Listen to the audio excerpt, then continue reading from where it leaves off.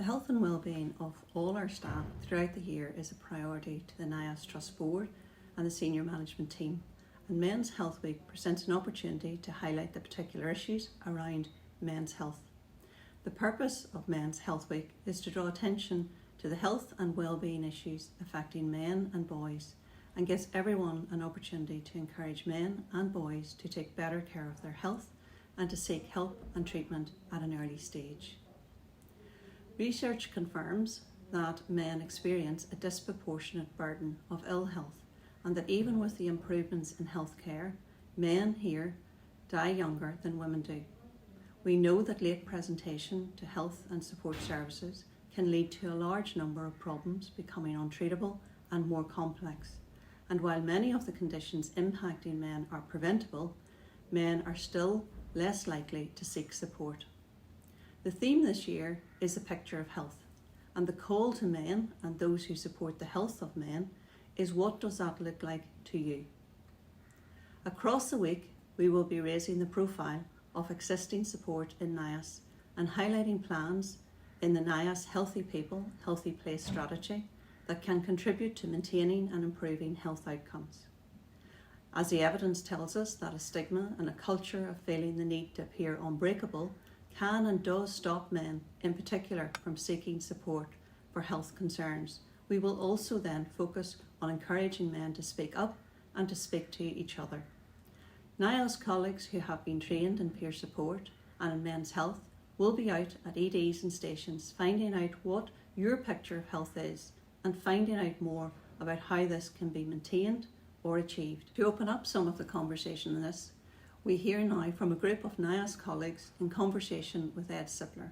I hope this encourages us all to be more open with each other about what it is to be a picture of health and to speak up when we are not. My thanks goes to Anne-Marie Mistocker for leading our health and wellbeing programme, to Sean McCluskey for bringing this together, to Sean Maguire, Conor O'Kane and Sean Martin for speaking so freely, to Ed Sipler for supporting us. And to everyone in the organisation, please use this opportunity to focus on your own health and well-being. We can only care for those who need our service if we care for ourselves and each other. Today we have a group of colleagues that we're going to have a discussion, and a very open and frank conversation about men's health. It's Men's Health Week starting on the 12th of June, so we thought we would have this little discussion. Some of my colleagues will introduce themselves now shortly, and the focus of this is really to compare and contrast, where we were whenever I started 27 years ago. There's some people who are here longer than me, as to where we are now in relation to how men talk, how they didn't talk back then, and how we're trying to promote an environment and a culture where people feel safe, it's stress-free, and that there's no fear attached to putting your hand up to say, look, I'm struggling here, I'm having a bit of a difficult time, I'd like to have a chat. So I think it's really good we have this opportunity to share this little clip with those of you who are watching it, going out on Men's Health Week. So I'll just ask maybe anybody else in the group, why do you think it was, Conor, that perhaps all those years ago that men just simply didn't, feel able to express themselves? Well, from a personal point of view, for me, it's Irish culture that I was brought up in a household where you just didn't discuss emotional feelings. Yeah. My father's generation, it was just, you just did not talk about it. So I inherited his mindset. If there was something worrying me, I wasn't made to feel like I could speak about something that was emotionally upset me or something in life that was getting on top of me. And whenever I started this job 27 years ago, it was all the old hands you listened to, yeah, and all their stories. And they were born of the same mindset too, where they were probably the same generation as my father. We're not encouraged to speak about it. So in the station it was very much black humour.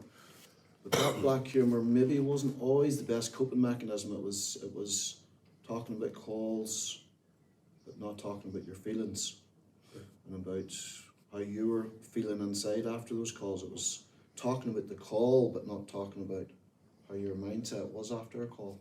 So it was inherited from Irish culture, but also inherited from the old hands in the station. Sure. So then I became like that too. I didn't talk probably about my mindset or my mind frame. It's only in later life when you get older and things start catching up with you that you realise it is good to talk about it. So I was, pardon me, I was 22 when I started in the service, and I think there's nobody there to ask. You know, there wasn't somebody who wanted to know. I think people were afraid to ask the question because they didn't know what to do about it, and they didn't really want your problems. I think that you know became the mindset of other people. So if you didn't know who to ask, then you didn't want to be asked either. So even asking people, your crewmate after calls, it was probably more focused on what the next job was. So you almost had to have this macho image, really, you know, man up, grow up, kind of suck it up and get on with it. You know, it'll not be the last time or the last type of call that you'll go to like that. You know, so just get on with it. Really, it comes with a uniform. You know, I think people think because we wear this, we can cope with whatever comes our way, and invariably we do. But there comes a time when, as Conor says, it becomes a bit difficult, and we have to be open and honest and be prepared to have that discussion to say, look, this is just a little bit too much at the moment, you know. I think it's also worth noting, Sean, that I mean we were a nation in a sort of unique circumstances, you know, with the type of work that we were doing, that probably wasn't seen throughout the rest of the UK, and you know maybe that was a bigger weakness, that if you felt that you couldn't deal with those type of calls and what we did in the ambulance service, Yeah. Did you really belong? I think sort of walking into Broadway, and back in the day, obviously crews weren't as busy, so there was more crews about station. And I remember walking in there in 5 crews, and it was like a lion's den, you know. And if you had to say anything, you'd have got absolutely ripped to shreds. I remember, I think I've said to you before, I was only in the job a week, and coming back and having nobody to talk to. You know, I was actually considering leaving the job. You know, but one of the fellas did recognise that I was struggling, and he phoned me after that, or after the fact. And I suppose that was, as you said earlier, you know, that didn't happen. That was a one-off, you know, that was a complete one-off. Yeah. But potentially if he hadn't phoned me, I probably would have left the job, you know, Sure.